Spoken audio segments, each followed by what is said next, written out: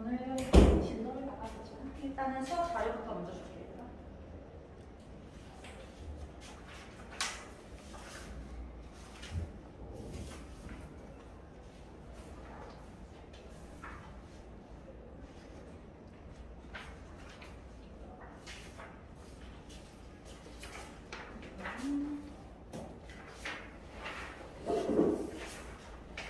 두 장짜리 먼저 볼게요.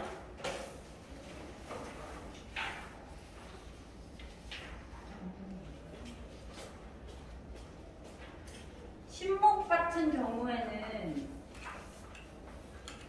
2-3 뒤에 독립표표랑 대화제국도 해야 되는데 어차피 그 파트는 20분이면 끝나기도 하고 나중에 신문만 따로 모아서 그 부분 나가려고 하거든. 여기를 몰라도 충분히 여기부터 이해가 가능하기 때문에 오늘 2-4부터 시작을 하고 마포가 여기부터 시험이 맞나? 기억이 안 나네? 들어갔던 거 그러니까 이게 그치, 1학기 중반에 좀 들어가지 않아? 1학기 때 기말을 그러니까 기말한 후에 봉에 나간 후에도 그냥 계속 나가가지고 아 그래. 거기 아마 들어갈 텐데 그럼 여기부터 하면 될 거야. 여기부터 봅시다. 여기는 2-4고요. 요 파트는 1900년대인데 이제 일제강점기로 들어가는 부분을 볼 거야, 얘들아. 혹시 우리나라가 몇 년부터 일본의 식민지였는지 알아? 1910년부터야. 10. 오늘은 1900년대부터 해서 1910년까지 과정을 보면서 일본이 하루아침에 우리나라를 다 먹은 게 아니라 차츰차츰 하나씩 뜯어갔단 말이야. 그런 과정들을 보게 될 건데 쌤이 미리 말하는데 오늘 하는 파트는 내가 연도를 외우라는 파트 연도를 외워야 돼, 얘들아. 연도를 외워야 되는데 어차피 1900년대이기 때문에 1, 2, 4년 숫자만 외우면 돼서 어려울 건 한 개도 없어. 우리가 외울 연도는 딱 3개야.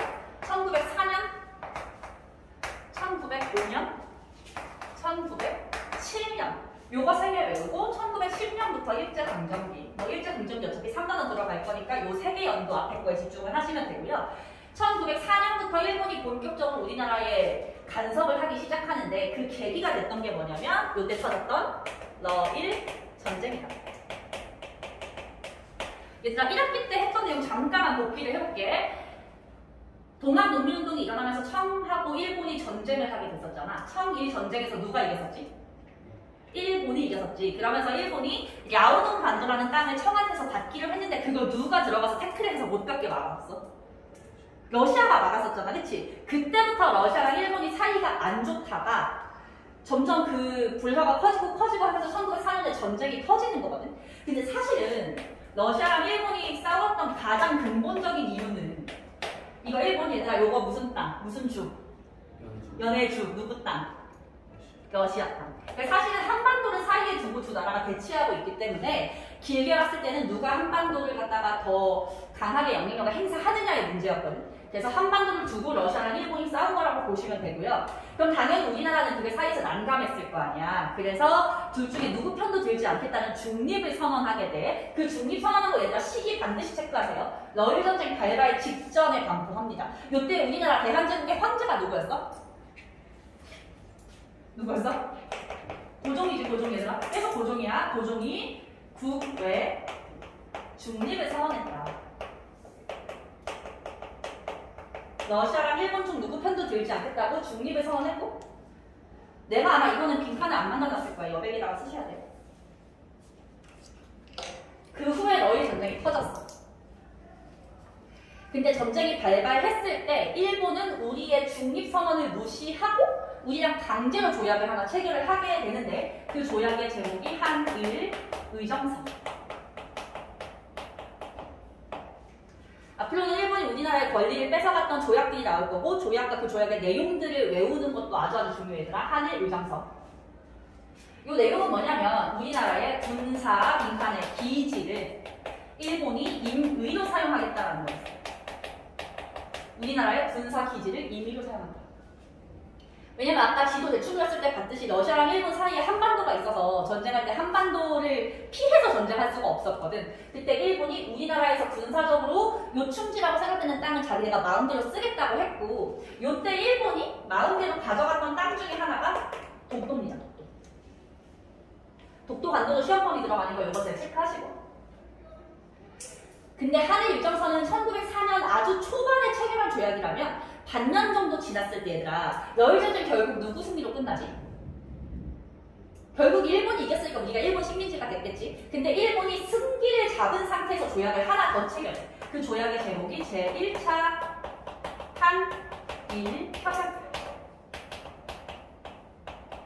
제1차 한일 협약을 체결한다. 같은 해. 순서를 잘 보셔야 돼요.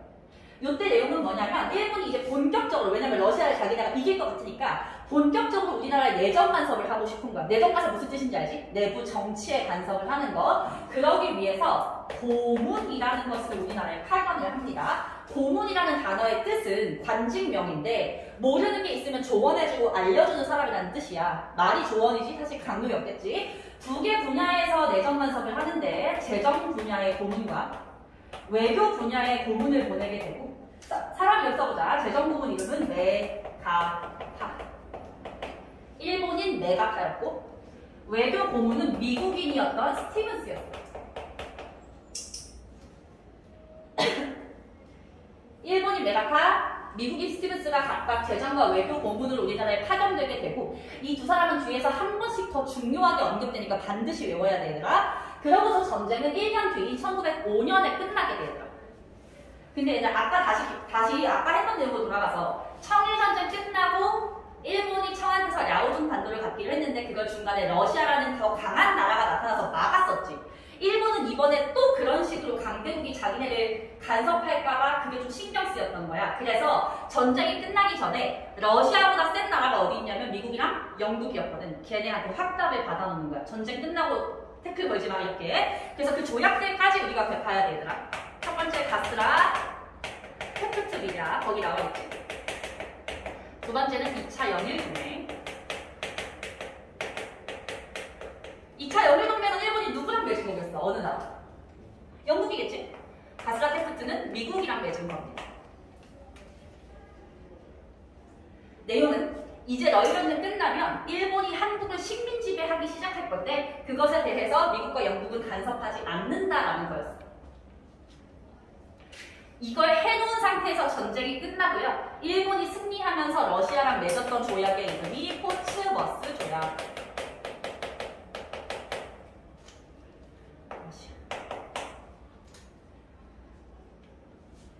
요 세 개는 공통적으로 일본의 한국 식민 지배를 갖다가 인정했다는 의미를 갖는데 전 세계에서 일단 미국, 영국, 러시아가 일본한테 한국 식민 지배를 허용해줬는데 이걸 막을 나라가 있어 없어? 없어 얘들아. 그렇기 때문에 일본이 엄청난 자신감을 얻게 되고 요 시점에서 우리하고 체결한 조약이 바로 을사늑약이에요. 을사늑약은 아주 중요하니까 별표를 하세요. 제일 중요한 내용. 너네가 아마 작년에 중3 때는 교과서에 얘가 을사조약이라고 나왔을 거야 얘들아. 을사조약이랑 을사늑약은 둘 다 써도 되는 표현이야. 같은 뜻인데 늑자가 들어가면 강제로 체결했다, 강압적으로 체결했다는 의미가 더 강해지기는 해. 배경 보시면 열강로부터 한국 지배를 인정받은 상태에서, 그러니까 이 조약들을 체결한 상태에서 조선 우리나라에 대해서 보호국화 작업을 추진했다. 체결 과정 읽어볼게. 일본이 군대를 동원해서 궁성을 포위하고 빈칸에 군사력을 앞세워 강압적으로 체결했다. 아주 중요해 얘들아. 심지어 밤 11시에 갑자기 쳐들어와서 체결한 조약이었기 때문에 우리가 어떻게 대응을 하지 못하는 상황이었고, 황제였던 고종에 대해서도 총과 칼을 들이밀면서 무력으로 압박을 했던 상황이야 얘들아. 강제라는 거 반드시 기억하시고요. 내용은 뭐 너무너무 중요한데 얘들아 쉬워. 딱 10글자만 알면 돼. 첫 번째, 우리나라에 외교권의 박탈했다. 외교권 박탈. 너네 나라가 외교를 잘 못하니까 외교는 우리 일본이 대신할게 라는 거야 얘들아. 그러면 앞으로 한국의 외교를 일본이 할 거니까 그 외교를 담당할 부서를 설치해야 되는 거야. 그 부서의 이름이 바로 통감부였어. 통감부 설치. 외교권을 박탈하고 외교를 담당할 통감부를 설치한다. 그래서 우리나라에 통감으로 왔던 사람이 있어. 초대 통감으로 왔던 게 바로 한국인이 제일 싫어하는 일본인 이토 히로부미였어.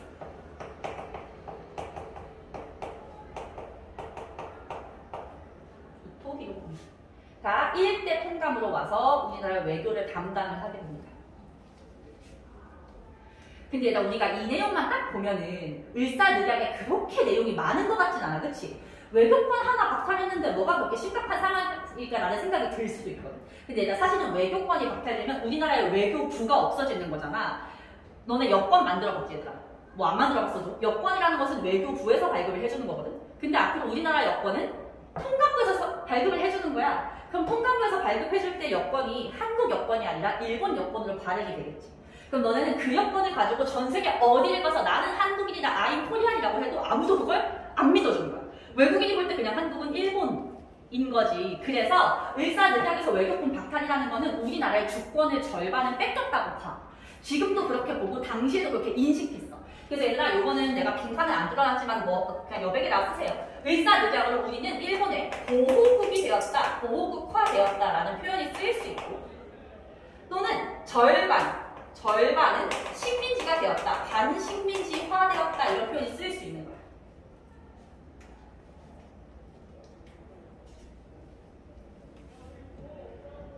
을사늑약은 그래서 중요하고 그 당시 사람들도 그 상황을 잘 알고 있었기 때문에 거기 아래 표를 보시면 바로 이번 을사늑약 반대투쟁이 그렇게 많았던 거예요. 을사늑약 반대투쟁이 엄청나게 많았던 이유는 반식민지는 다름없었다라는 거거든. 그러면 을사늑약 반대투쟁을 볼게 얘들아. 중요하지 않은 건 읽고만 넘어갈게요. 나라의 관료와 유생들은 상소문을 올립니다. 을사늑약을 파기하시오. 그리고 을사오적을 처단하시오. 얘들아 을사오적이 뭔지 알아? 을사오적이 뭐지? 을사늑약을 체결할 때 찬성했던 5명의 관리였어. 그 5명 중에는 누가 포함돼 있게? 이완용이 포함돼 있어. 그러니까 을사년에 우리나라의 5명의 적이라는 뜻이지. 얘네들 죽여라라는 주장이 이제 상소문으로 올라오게 되고, 두 번째 줄 보면 상인들은 상점을 폐쇄해요. 가게 문을 닫는 거지. 지금으로 치면 파업하는 거죠. 학생들은 동맹 휴학을 해서 다 같이 학교를 안 가버려.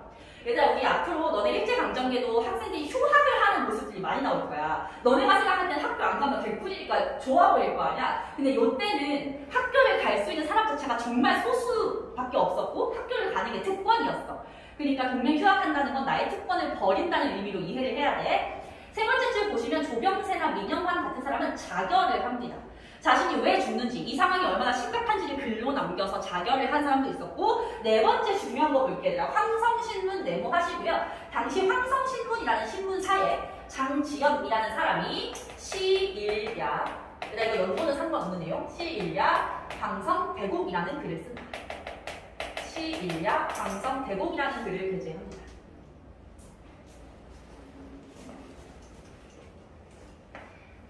시일야라는 말은 오늘에 와서 라는 뜻이고, 방성, 목놓아 대고 크게 운다 라는 뜻입니다. 을사늑약을 비판했고요.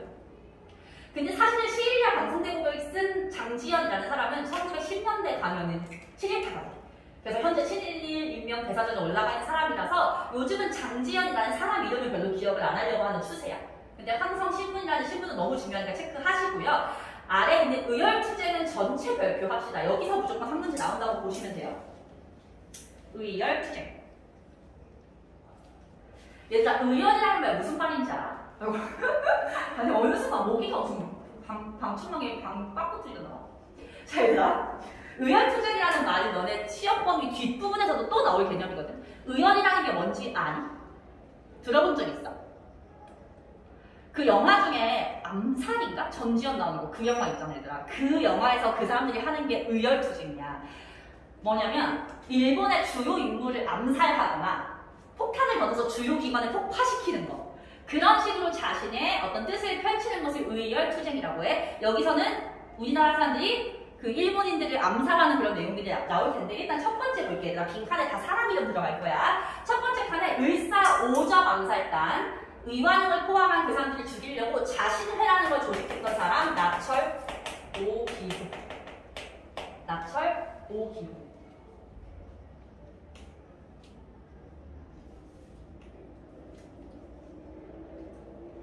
두 번째, 미국에 살고 있던 사람들인데 사람 이름부터 써보면 장인환,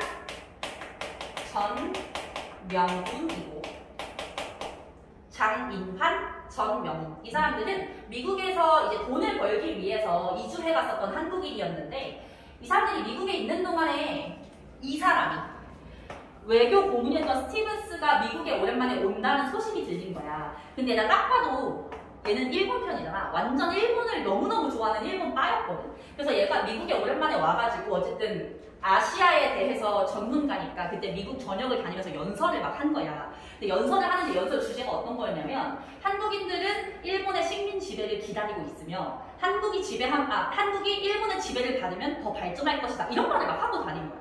그러니까 이 사람들이 엄청 열받는 중에 이 스티븐스가 샌프란시스코 항구에 나타난다는 소식을 듣고 샌프란시스코에서 그 스티븐스를 죽이는 데 성공을 합니다.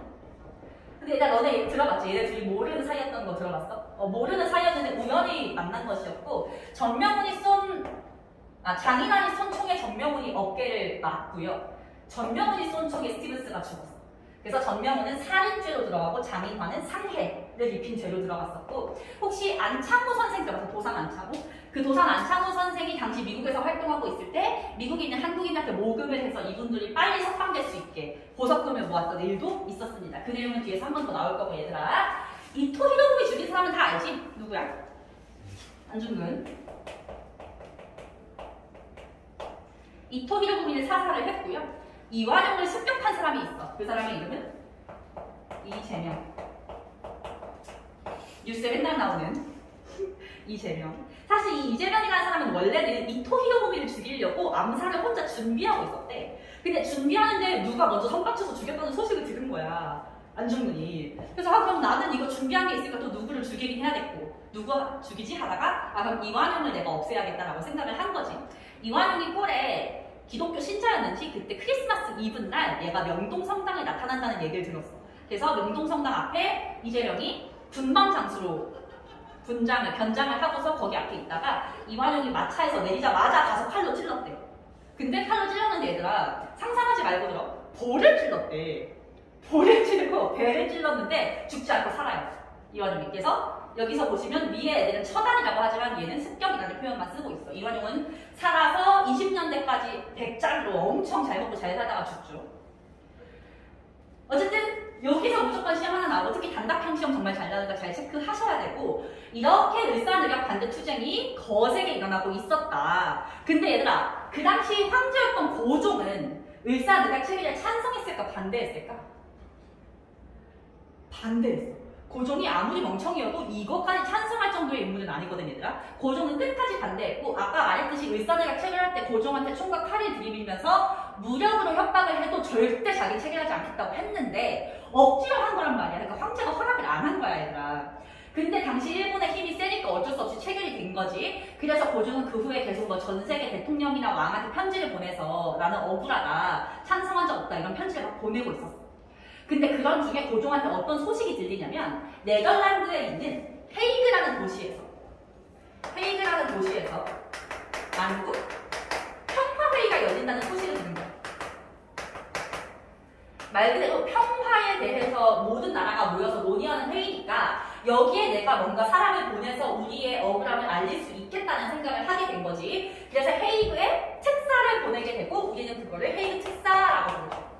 헤이그 특사를 고종이 1907년에 파견을 합니다. 얘들아 헤이그 특사를 갔던 분들 이름은 다 외우실 거예요. 이준, 이상설, 이위종. 이준, 이상설, 이위종 요 세 분이 특사로 가시고요. 당연히 실패합니다. 당연하다고 표현하는 것은 당시 미국, 영국, 러시아가 일본 편이었기 때문에 아무도 우리 편을 들어주지 않았어. 소수의 신문들만 우리 얘기를 실어줬을 뿐이고 거의 대부분 무시를 당했고요. 이준 열사 같은 경우는 그 자리에서 돌아가셨대요. 한국에 돌아오지 못하고 화병으로 앓다가 돌아가셨다고 하고 이상설, 이위종 두 분은 살아남아서 계속해서 독립운동 하다가 돌아가셨어요. 얘들아. 근데 얘들아 봐봐. 특사를 보내는 건 외교 활동이잖아. 아무리 강압적으로 체결됐어도 그 당시에는 을사늑약이 통과가 된 상태이기 때문에 외교 활동 우리가 마음대로 하면 돼, 안 돼? 안 된단 말이야. 그러니까 이게 일본한테 빌미를 준 거야. 일본이 이 을사늑약을 어기고 특사를 보낸다는 이유로 고종을 강제로 퇴위시켜요. 고종 황제 강제 퇴위.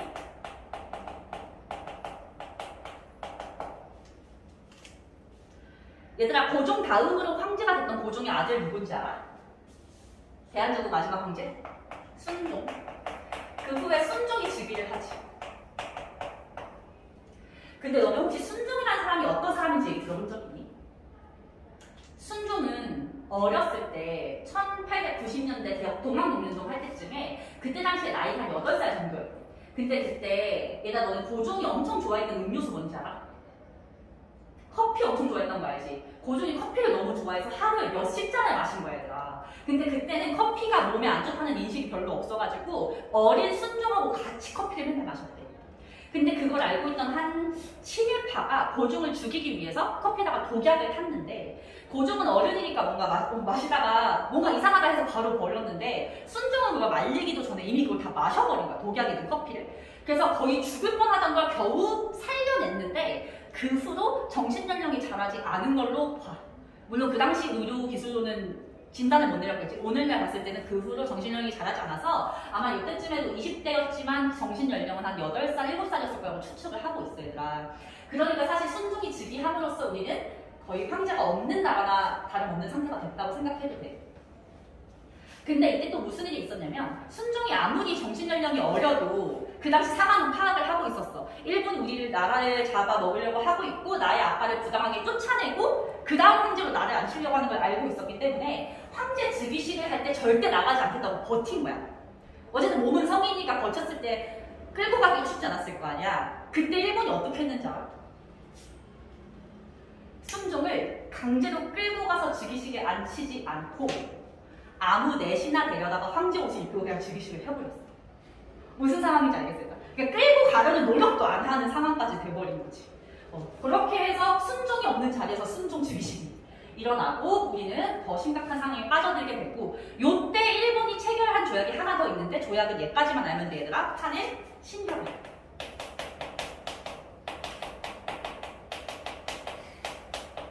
한일 신협약의 다른 명칭도 있는데 정민 7조약이고요. 정민 7조약이라는 명칭을 아는 것보다 이 1907년이 정민년이라는 걸 아는 게 중요해. 정민년.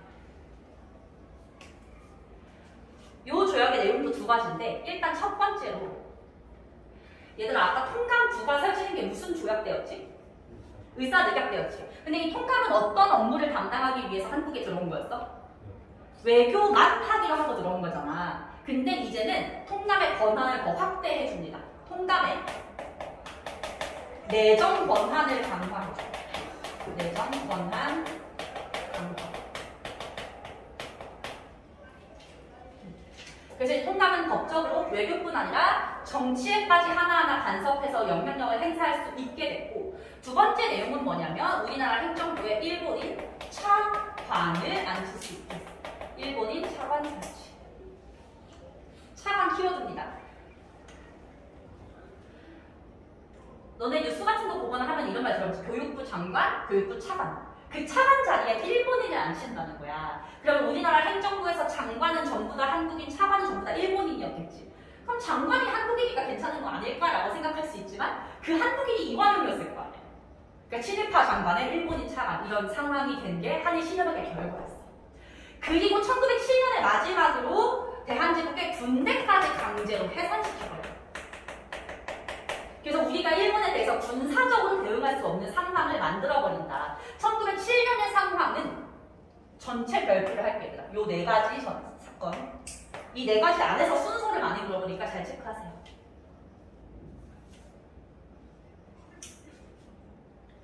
그리고 얘들아 나머지는 연도를 외울 필요 없고 그냥 순서만 볼게 얘들아. 연도 외우지 말고 우리나라의 사법권을 강탈하고 차례대로 경찰권까지 박탈을 합니다. 그래서 우리 힘으로 재판도 할 수 없고 치안도 담당할 수 없는 상태를 만들어 놓고 결국은 1910년에 한일병합조약을 체결합니다. 8월 29일. 이틀 전이 8월 29일이었지. 그때 3일 전인가? 그때가 병합조약을 체결한 날이었고 이때 우리가 체결을 하게 되는데 얘들아 거기 한일병합조약의 내용에서 중요한 건 아닌데 하나만 볼게. 어렵게 나오면 얘가 나올 수 있거든. 과정 봐봐. 과정에 총리 대신 이완용과 통감 데라우치 사이에서 강제 체결했다고 나와 있지. 일단은 총리 대신 이완용이 체결했다는 거 한번 봐볼게. 원래 조약을 체결할 때는 왕이 나가야 되잖아. 순종이 아무리 정신력이 어려도 순종이 살아있는데 왜 이완용이 체류를 했을까?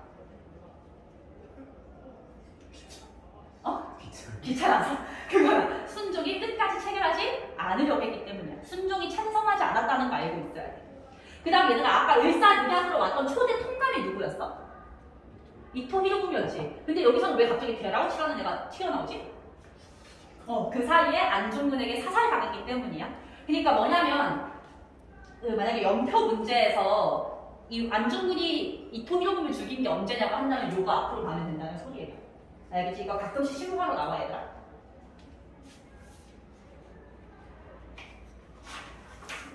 페이지를 넘길 텐데 몇 쪽을 먼저 보시냐면요. 3쪽을 먼저 펴볼게요. 3쪽에. 내가 조약들의 실제 사료를 가지고 왔거든. 당연히 너네들은 얘네를 기본으로 외우지만 우리가 고등학생인데 대놓고 그냥 을사늑약의 내용을 물어보진 않을 거 아니야. 사료를 주고서 너희가 스스로 어떤 조약인지 유추해내게끔 시험에 내기 때문에 사료가 엄청 중요해 얘들아. 근데 사료 가스랑 테프트하고 포츠마스는 그냥 넘어갈게요. 나라 이름 대놓고 나와있어서 쉬우니까 넘어가고 일제국권신사에서 4가지 조약 한번 볼게. 한일 의정서. 얘들아 일단 한일 의정서 사료 보기 전에 한일 의정서의 내용이 뭐였지 간략하게? 우리나라에 뭐를 일본이 함부로 쓴다? 군사기지, 군사적 요충지를 쓴다. 그게 어떻게 나와 있는지 보자. 맨 밑에서 2번째 줄 밑줄 보일게요. 대일본 제국 정부는 이러한 목적을 달성하기 위해 전략상 필요한 지점을 수시로 이용할 수 있다. 이게 너희가 아까 배웠던 군사기지를 임의로 사용한다. 이 뜻이야.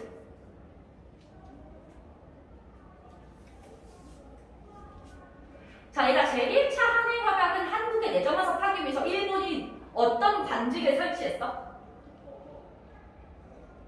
1차 한일협약은 고문을 파견했지. 재정고문과 외교고문을 파견했어. 거기 휴먼가 대놓고 나와있어요. 1조. 대한제국 정부는 대일본 제국 정부가 추천한 일본인 한 명을 재정고문에 초빙한다. 네모할게요. 재정고문. 이때 재정고문으로 파견된 게 누구였지? 메가타. 2조. 대한제국 정부는 대일본 제국 정부가 추천한 외국인 한 명을 외교고문으로 초빙한다. 외교고문 네모하시고 외교고문으로 왔던 게 누구? 스티븐스. 스티븐스를 죽인 사람이 누구였지? 장인환 전명. 신목 이거부터 이거 좀 학교 가지. 이 부분은 올라야 되겠지. 토요일 저희 오늘 했다고? 너는 왜 이렇게 진도가 느려? 다른 번은 엄청 빨리 나가던데? 그렇군. 자, 을사늑약 보자. 을사늑약. 자, 을사늑약은 대한제국에 무슨 권을 가져간다? 외교권을 가져간다. 외교를 담당할 무슨 부를 설치한다? 통감부를 설치한다. 자, 을사늑약 보자. 2조. 2번째 줄부터 볼게요. 2번째 줄부터. 한국 정부는 이후에 일본국 정부의 중개를 거치지 않고서는 중개 동그라미. 국제적 성질을 가진 어떤 조약이나 약속을 하지 않는다. 국제적 성질을 가진 조약을 맺는 것을 외교라고 하지. 그 외교를 일본의 중개를 거쳐야만 한다. 라는 거니까 외교권 박탈인 거지. 제3조. 일본국 정부는 그 대표자로 하여금 한국 성질 폐하 밑에 한 명의 통감을 둔다. 통감 동그라미. 통감은 외교를 관한 사항을 관리하기 위해 들어있다라고 얘기를 하고 있지. 그러다가 한일 신협약 때 통감의 권한이 예전까지 강화되죠. 그 내용을 한번 볼게요. 1조. 한국 정부는 시정 개선에 관하여 통감의 지도를 받는다. 시정 개선 밑줄. 얘들아, 시정 개선이 무슨 뜻일까? 정책? 정책 시정. 정책을 개선한다는 거야, 말 그대로. 국내 정치 상황을 개정할 때 통감이 지도를 해줘야 돼. 2조. 한국 정부의 법령 제정 및 행정상 처분은 통감의 승인을 거친다. 법령 제정과 행정상 처분 보자. 너네 3권 분리 배웠지? 사회 시간에. 법령 제정은 입법, 행정, 사법부 중 누가 하는 거야? 입법부가 하는 거지. 행정상 처분은 행정부가 하는 거겠지. 입법부랑 행정부가 하는 일 모두 통감이 승인을 해줘야 된다. 이해됐어? 4조. 한국 고등관리의 임면은, 임면이라는 건 임명하는 것과 파면하는 건데요. 그걸 통감이 동의를 해야 돼요. 얘들아, 지금 오늘날 우리나라에서 고등관리 임면은 대통령이 할 수 있는 권한이거든. 그 권한을 요때 당시 통감이 갖고 있었다는 거야. 그래서 1, 2, 4조를 묶어서 요겁니다. 통감의 내정 권한 강도. 요거 전체를 합쳐서 이렇게 보는 거야.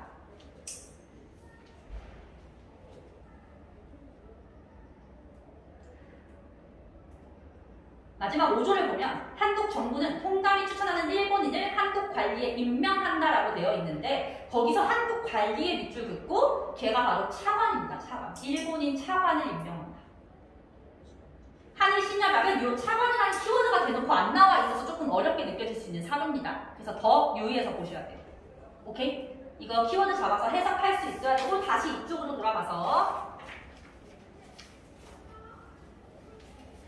이제 이쪽에서는 뭘 볼 거냐면 일본이 이러한 과정을 거쳐서 우리의 주권을 앗아갈 때 그것에 대처했던 우리의 민족운동을 볼 건데 얘들아 일단 뭐부터 보냐면 네모 2번의 제목 봐봐. 네모 2번의 제목이 뭐야? 항일유병운동. 네모 3번의 제목은 외국 계몽운동이죠. 그 당시 일본에 맞섰던 우리의 민족운동 갈래는 크게 두 가지로 나뉜다는 거야. 항일유병운동과 애국계몽운동. 근데 얘들아 요게 우리가 1학기 때 배웠던 내용하고 약간 연결선상에 있거든? 중요한 건 아닌데 이걸 이해를 해야 되는 부분이라서 설명을 잠깐 해줄게. 잘 들어봐. 1학기 때 배웠던 내용 중에서 막 서양의 문물이 들어오는 거 우리가 개화라고 했었잖아. 그 개화에 찬성했던 사람들이 무슨 파라고 불렀지? 개화파라고 했고 결사반대하면서 서양의 문물은 절대 들어오면 안 된다고 했던 사람들을 위정척사라고 불렀지. 자, 위정척사 유생할아버지들, 양반 유생할아버지들은 주로 항일의병운동으로 연결이 돼요. 위정척사 파가 항일의병운동으로 연결이 되고요.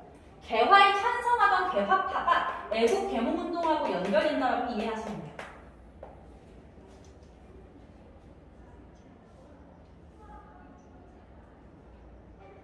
왜냐면 얘가 위정척사 양반 유생 할아버지들은 원래 조선시대부터 막 임진왜란 터지면 의병 만들고 이랬던 분들이야. 원래 그렇게 하시는 분들이 하던 일을 하신 거예요. 그럼 개화파가 애국계몽으로 가는 것만 한번 살펴보도록 할게요. 애국계몽이라는 말 일단 뜻부터 보면 애국, 나라를 사랑하는 마음으로. 계몽이 무슨 뜻이지? 깨우친다 라는 뜻이잖아. 나라를 사랑하는 마음으로 뭔가를 깨우치자는 거야. 얘 먼저 설명 들어갈게. 이 사람들은 그 당시에 서양에서 유행하고 있었던 하나의 이론을 받아들이는데 그 이론이 뭐냐면 사회 진화론이에요.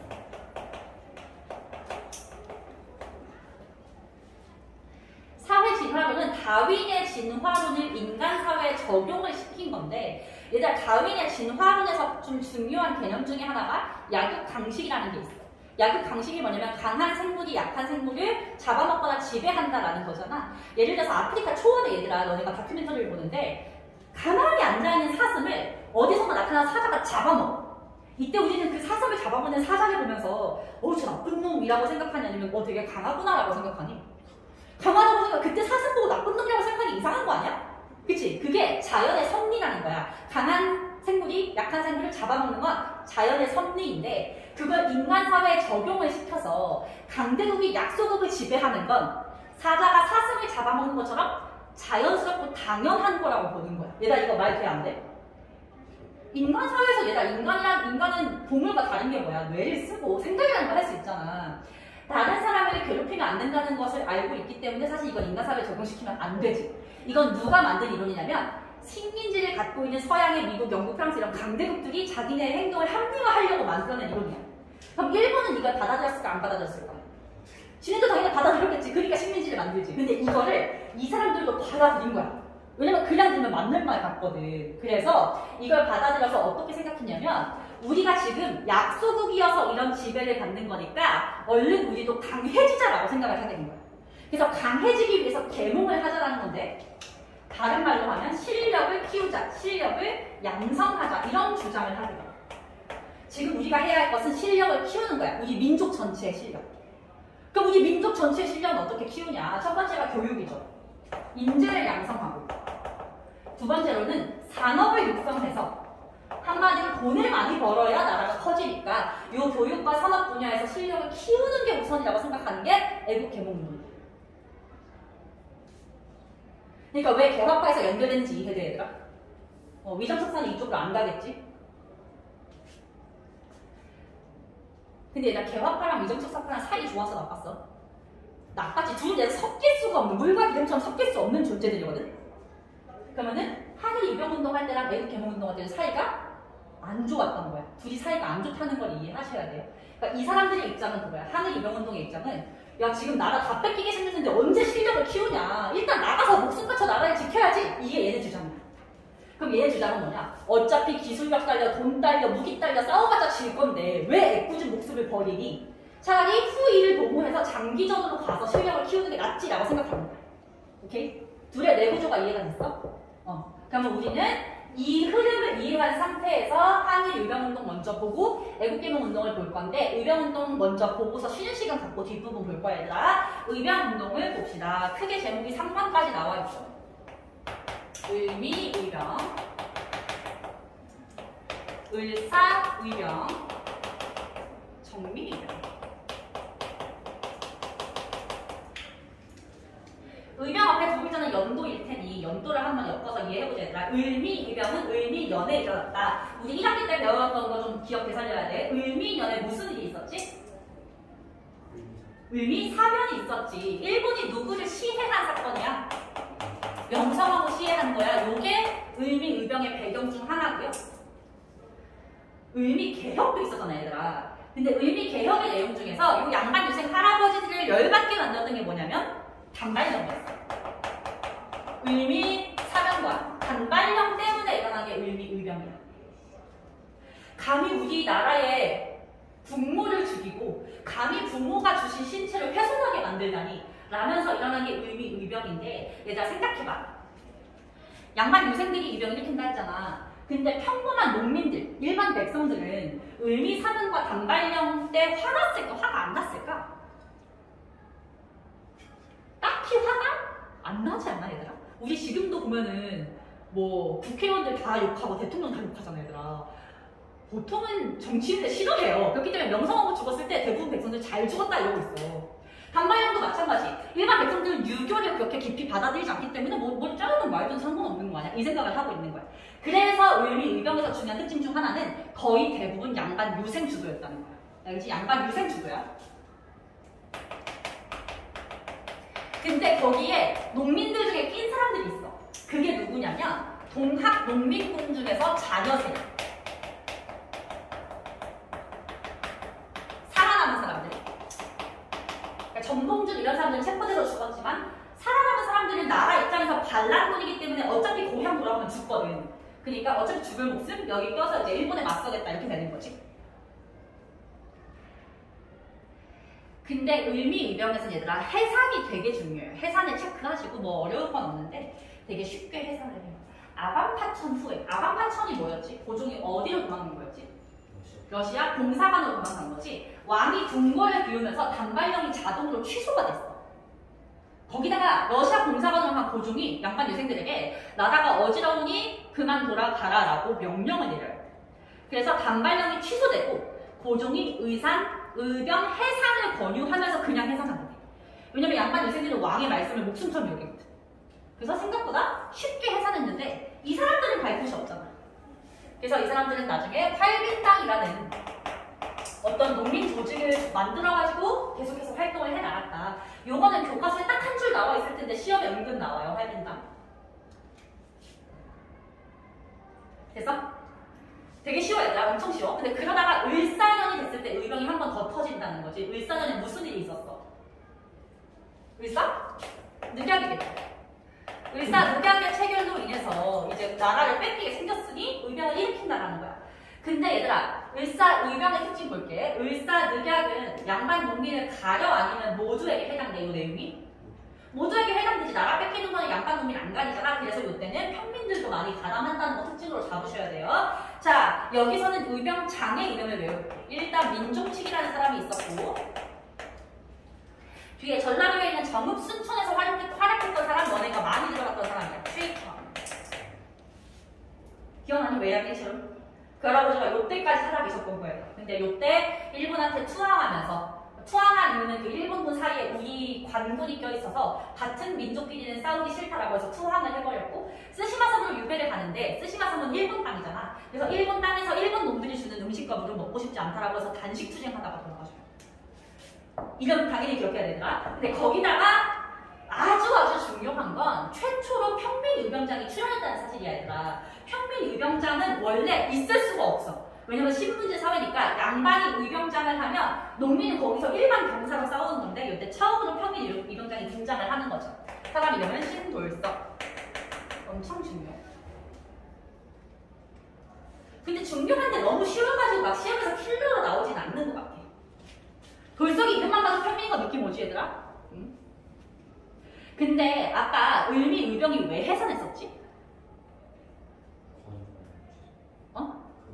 고종이 해산하라고 권유했고 너가 취소됐어. 반발령이 취소됐잖아. 근데 지금 내가 을사의병에 해산 칸을 넣었어, 안 넣었어? 안 넣었지. 그 이유는 해산을 안 했기 때문이야. 왜냐면 뭐 을사의병에서 해결된 게 있어야 해산을 하지. 해산 안 했어. 근데 나 그러다가 2년 뒤에 정미의병으로 업그레이드 된다고 생각하셔야 돼. 알겠지? 이 둘은 연관이 있는 사건이야.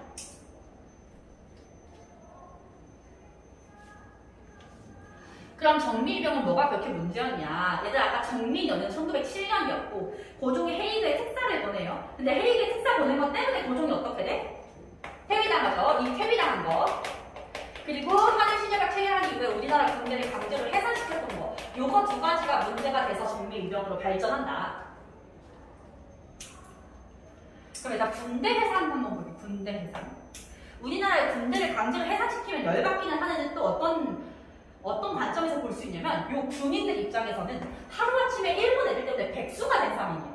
그러니까 얼마나 열받겠어요. 당장 먹고 살 길이 없잖아. 그래서 이들이 의병에 적극적으로 가담을 한다는 거야. 해산군인 가담.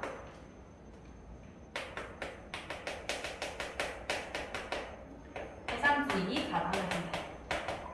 근데 해산군인이 가담하면 당연히 직업이 군인이 아니던 사람들보다 훨씬 더 아는 게 많고 실전 경험이 많을 테니 전투력과 조직력이 강화된다라는 거예요.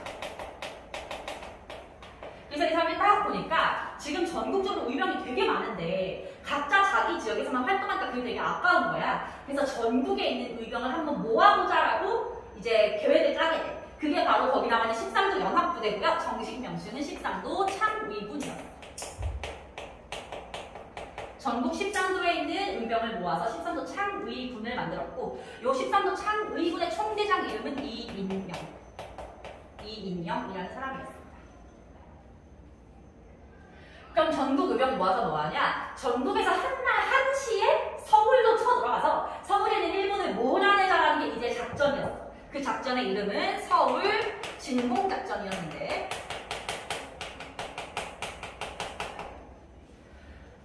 실패했겠죠? 실패했으니까 나라 뺏겼겠지 얘들아. 서울 진공작전은 실패했어. 결론부터 얘기하면. 근데 실패한 원인을 한번 보도록 할게. 원인에는 두 가지가 있을 수 있어. 첫 번째, 일본이 너무 세다. 현실적으로. 이건 어쩔 수 없는 거. 두 번째는 뭐냐면 이 사람 때문이었어. 이인영이라는 사람이 총대장이잖아. 근데 이 사람이 서울 진공작전을 벌이기 며칠 전에 아버지가 갑자기 돌아가신 거야, 고향에서. 근데 이 사람이 내가 아무리 이런 중요한 작전을 앞두고 있어도 나는 아버지의 3년상을 치르는 게 더 중요하다면서 고향으로 내려가 버린 거야. 그러니까 작전 며칠 전에 대장 자리가 비어버리니까 좀 분위기가 안 좋아졌겠지. 이제 그거를 실패한 원인 중에 하나로 들 수가 있어요. 일단 여기까지 해서 일단 정리는 다 봤어, 얘들아. 근데 서울 진공작전 실패했다고 바로 해산하고 포기해버리는 게 아니었어. 일부 지역에서는 의병들이 계속해서 항쟁을 했단 말이야. 그게 작전 실패 옆에 보시면 호남 의병이야. 호남 의병.